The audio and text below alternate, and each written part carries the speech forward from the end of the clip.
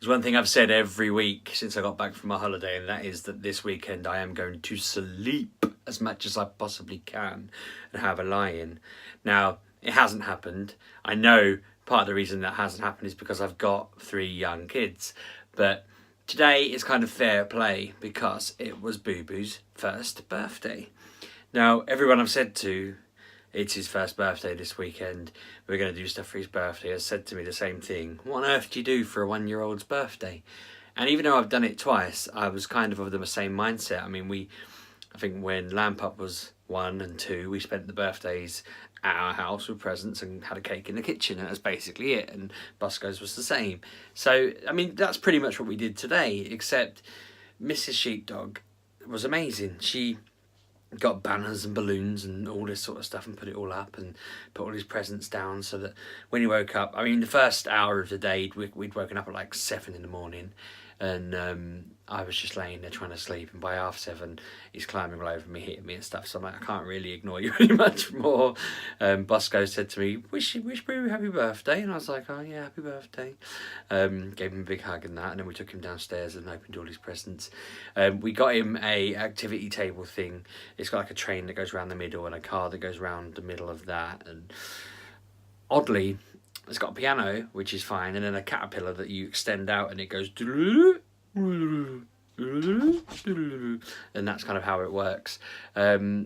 He seemed to really like it. He just hit it and played on it. We got him loads of musical instruments, and xylophone, load of building blocks, and just bits and pieces like that. A train you can pull along on the floor. One of those phones like the one in Toy Story 3 where Woody holds it up to the ear and you can hear the phone talking to him. We got him one of them.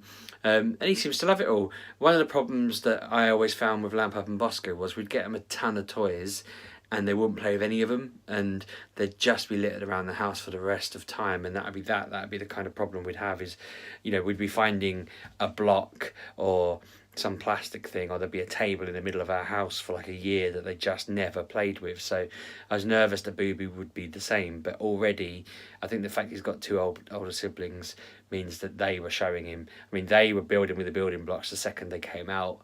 Bosco was pulling the train around. I always thought it's not worth getting them all these expensive things that kids demand. They were happy with all these things. So it's really nice seeing them all play together, and Boo Boo was just watching it all and trying to understand it all. Obviously he's learning. So then we went to mother-in-law's. She made a fantastic Mickey Mouse shaped cake. I might have to put a tweet out of the picture of it, 'cause it was white butter frosting. They put chocolate buttons all over it. When we got round there, they had like a Mickey Mouse candle and a happy birthday candle and a Boo Boo is one today, well, his real name on it, is one today thing. And yeah, again, it was really nice. Just we had the blew out the candles together and sang him happy birthday, and he sat really well for it. I was very pleased and impressed with how he was getting all moody because he wanted Mrs. Sheepdog and she was sorting the cake out. So I was like holding him and talking to him, and then he calmed right down and he really enjoyed the whole blowing it out. And there's pictures of him stuffing cake in his face. He loves cake. He's so funny.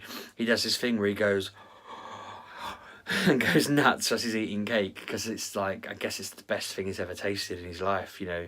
And now he knows what it is. He thinks it's amazing, but he does these giddy little kind of freak outs when he has it. It's really fun to see him do. So that was fun. It was nice. We wondered what, because Mrs. Sheepdog's mum put loads of nice food on which we snacked on, and then I kind of thought you can't really play games with the kids. You know, when he's a 1-year-old, you just kind of talk to him and show him the presents he got. He got a couple of books which I read to him. They're all That's Not My books, so it's like, that's not my otter, and so that's not my otter, its fur is too rough, and then you have to stroke its fur. And we got That's Not My Otter, That's Not My Monkey, and then some other book about a dragon or something, I can't remember now. But it's funny because the people who invented the That's Not My book range, they've at least made 50 quid out of us over the years, because I think we've got so many of them. I think they're a £5 a pop. We've got at least 10. I think we've got That's Not My Tractor, That's Not My Dinosaur, That's Not My dog. That's just, when you go in some shops, they're everywhere. I was saying we should get like That's Not My Hadron Collider or something like that. Just aim to make him a physician when he's older. You know, aim for something higher than just someone who knows what an otter looks like.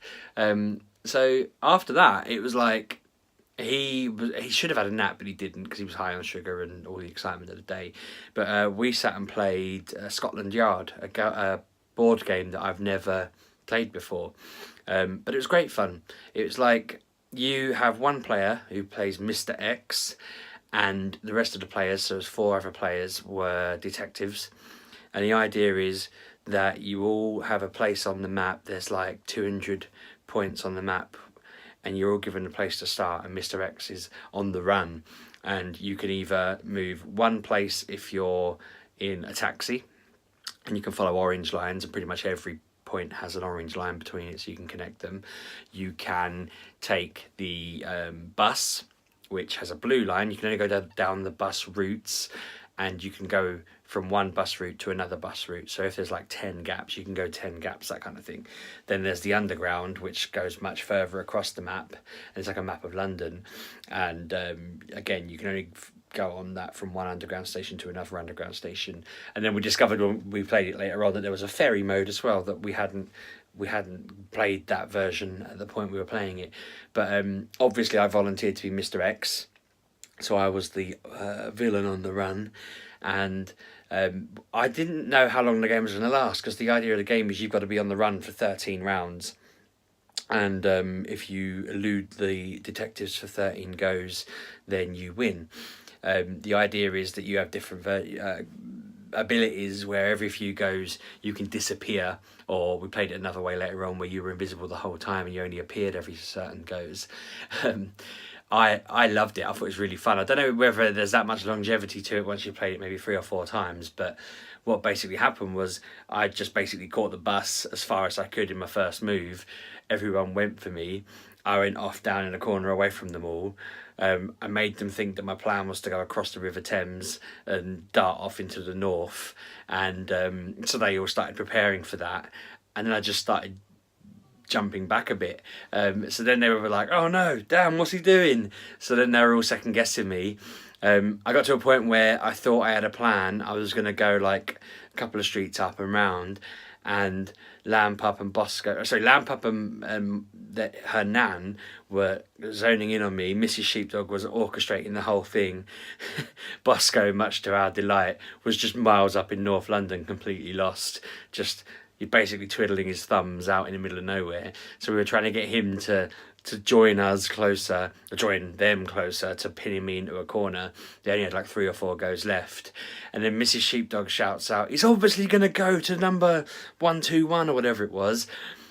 And I sort of looked at the map and thought, I hadn't even noticed there was a route to 121. Like, I'm there thinking I need to go left, I need to go up, I need to basically dart between 2 points and hope that I whittle down enough goes to survive.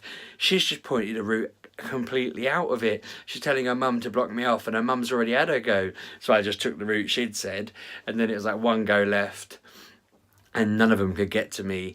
And basically, if I went north, Bosco ended up at a point where all he needed to do was not move, and I don't think anyone had thought of that as an option. And I could have gone like left or right or down, and I'd have won the game. But I thought, I'm going to add a bit of jeopardy to it. I'm going to give them this opportunity to catch me that they're never going to see coming. They're never going to think to do it. And if they had thought to do it, then good on them, they deserve to win. So I took my go, and I went north, and Bosco went south, and we passed each other on the train across the river. And I was just like, I knew you were going to do that, gutted. So they come this close to getting me, but I become a bit of a Moriarty villain that almost stitches himself up. We then played it again where Lampup was the Mr. X, or Mrs. X in her case. She played it a more difficult way where she's invisible all the time, and it's only every 3 or 4 goes that she reveals where she is. So the idea was meant to be that we would be searching London, and then we'd realise that she was, you know, in the east or in the west or in the north or whatever, and we'd all try and get to her. But then her next go, she'd disappear again for 4 goes, and she just had to track on a piece of paper where she was so that we could review it. I jokingly said she's at 135 or whatever, and then when she revealed herself, she was like round the corner from that, and she revealed herself, and we all decided to head east. And it come to her next go where we couldn't tell where she'd gone, and she basically had 3 options, and 2 of the options should have been completely fine, and 1 of the options should have basically gone to the underground station which Bosco was attached to. So she wrote down where she was going and we didn't know, and then Bosco got on the underground train and moved to the next station, and I said to her, "Did he catch you?" And she just sort of looked at the map, looked back at me and was like, "Oh, yeah, he did." And we were like 4 goes in, and we were looking at her like, "Lamp up, you're supposed to be on the run for 13 goes." And she looked all like, "Oh, I don't think she really got it, bless her." But we had a good laugh. It was very funny, just sort of Mrs. Sheepdog was going, "I don't think that's how it works. I don't think you can just ask her each go whether we caught her." And I'm like, "Well, that's the only way we're going to know whether we had." I didn't expect her to say yes. I thought she was going to say no, of course she didn't. I skipped off into the night. But yeah, she was very honest, which I'm very proud of her for. So that we played that for probably 2 hours, that game, all in all. It felt like that, maybe an hour and a half. Very fun game. You know, I recommend it for people who've not played it. It's just another game. It's, you know, there's loads and loads of tabletop board games that you can play, and this was just one I'd not seen before. I think my brother-in-law must have brought it round. But no, it was great fun. So then we ate a bit more food. We had a few more snacks and cake, and then we've come home now. Mrs. Sheepdog made us a proper, you know, normal dinner when that sort of time came, but we've been playing a Mario Kart tournament all evening now. Bosco was getting a bit silly, so he's gone to bed early because he's just getting tired. But yeah, we're playing Mario Kart, and Boo Boo's gone to bed all happy. We've all given him a cuddle and sang happy birthday and sent him off on his way. And I thought, do you know what? It's interesting because whilst most of the day's been about him, obviously the 1-year-old doesn't really get what's going on, but it is a good day for Mrs. Sheepdog. So I got her some flowers and said, like, thank you for all the effort she put in today and everything. And, you know, and it's kind of my replacement for the fact that Boo Boo can't really acknowledge the effort. To him, it's just like, well, today's been pretty decent. You know, I thought it'd be nice to give her them. She was happy, so that's all good, and that's what we did basically. It's been a really nice birthday. Can't believe we've had Boo Boo a year.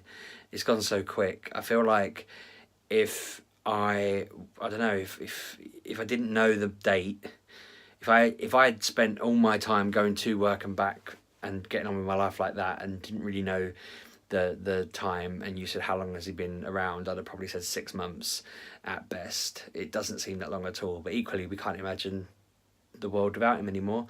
Can't imagine not having him in the house. It's all completely normal now, which is mad because he'll be talking soon.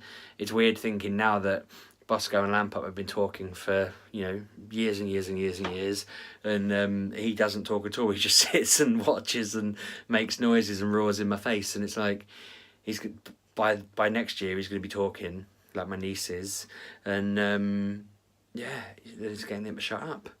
But no, I'm excited. I love it when you get to the point where you start to hear what they're thinking, because Bosco comes out with some crackers.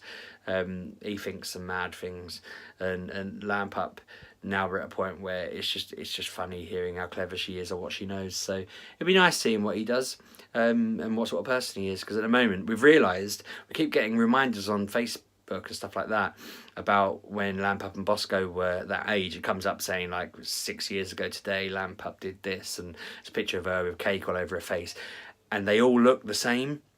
I keep tagging Mrs. Sheepdog in, and it looks, Lampup and Boo Boo looked identical, both blonde. They looked identical. I didn't think Bosco looked anything like them, but a picture came up the other day which just looks like Boo Boo with ginger hair. It's just it's exactly the same.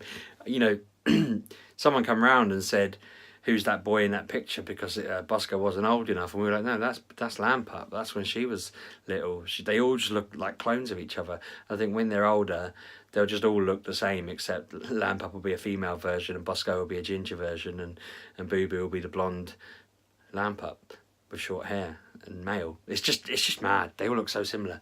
But yeah, it's funny. Anyway, I'm enjoying it, loving it.